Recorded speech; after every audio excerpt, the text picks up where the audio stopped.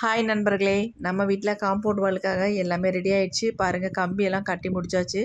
முந்தின நாள் என்னால் பார்க்க முடியல, அடுத்த நாள் காலையில் தான் வந்து பார்த்தேன். இன்றைக்கி அநேகமாக வேலைக்கு வந்துடுவாங்க, காங்கிரீட் போட்டுருவாங்க அப்படின்னு நினச்சிக்கிட்டே இருந்தேன். கரண்ட் இல்லாமல் போச்சு.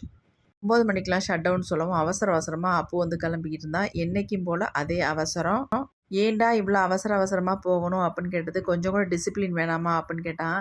டிசிப்ளின்றது நீ நைட்டு சீக்கிரமாக தூங்கணும், காலையில் சீக்கிரமாக எந்திரிக்கணும். இதுதான் உண்மையான டிசிப்ளின். அப்போ தான் நம்ம கோர்ட்டுக்கும் சீக்கிரம் போக முடியும் அப்படின்னு நான் சொன்னேன். உடனே கோவம் வந்துருச்சு. ஆய்வின்னு கத்திட்டு கோர்ட்டுக்கு கிளம்பிட்டான். எப்படி அப்போது அனுப்பி விட்டுட்டு அடுத்து நம்ம வீட்டுக்கு வந்த டாக்டர் வந்து பழையபடி டயட்டு ஃபாலோ பண்ண ஆரம்பிச்சிட்டாரு. ஜிம்முக்கெலாம் போகணும் அப்படின்ட்டு பயங்கரமாக டயட் பிளான்லாம் போட்டு எனக்கும் சொல்லிக்கிட்டு இருந்தார். என்னையும் ஜிம்முக்கு போக சொல்லி பயங்கர கம்பல் பண்ணிக்கிட்டு இருந்தார். ஆனால் நமக்கு அதெல்லாம் ஒத்து வராதுப்பா அப்படின்னு நான் சொல்லிட்டேன். என் ஃப்ரெண்டோட அம்மாலாம் ஜிம்முக்கு போகிறாங்க, நீங்களும் போங்கம்மா அப்படின்னு சொல்லிக்கிட்டு இருந்தான். சரி பார்க்கலாம் அப்படின்னு சொல்லிட்டேன். நினச்ச மாதிரி 9 ஷட் டவுன் ஆகிடுச்சுங்க. 6 மணிக்கு தான் கரண்ட் வரும்னு சொல்லிட்டாங்க. பயங்கர கஷ்டம், பயங்கர புழுக்கமாக இருந்துச்சு, இருக்கவே முடியல.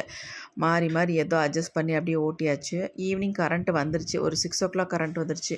கரண்ட் வந்தோடனே அவங்க வந்து காங்கிரீட்லாம் போட்டதை பாருங்களேன் எப்படி போட்டிருக்காங்க அப்படின்னு. 10 குழிக்கும் சூப்பராக காங்கிரீட்லாம் போட்டு முடிச்சுட்டாங்க. நாளைக்கு வந்து பில்லர் போடுறதுக்கு எல்லாமே ரெடி பண்ணிடுவேன் அப்படின்னு சொல்லிட்டு கிளம்பிட்டாங்க. நான் என்ன பண்ணேன், அவசரமாக தண்ணியெல்லாம் எல்லாத்துலேயும் பிடிச்சி வச்சுட்டேன். ஏன்னா இதை மாதிரி மறுபடியும் கரண்ட்டு போச்சுன்னா என்ன பண்ணுறது அப்படின்ட்டு பேரலெல்லாம் போட்டு வச்சுட்டேன்.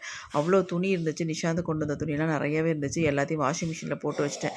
ஃப்ரிட்ஜிலேருந்து தண்ணி குடிச்சிட்டா பிடிச்சி வைக்கணுன்ற பழக்கமே வராது. 2 பேத்துக்குமே அப்படி தான். ஆனால் 2 பேரும் பயங்கரமாக சண்டை போட்டுக்குவானுங்க. சரி என்ன பண்ணுறதுன்னு எல்லா கேன்லையும் நானே பிடிச்சி வச்சுட்டு எல்லா வேலைகளையும் ஒன்று ஒன்றா பார்த்துக்கிட்டு இருந்தேன்.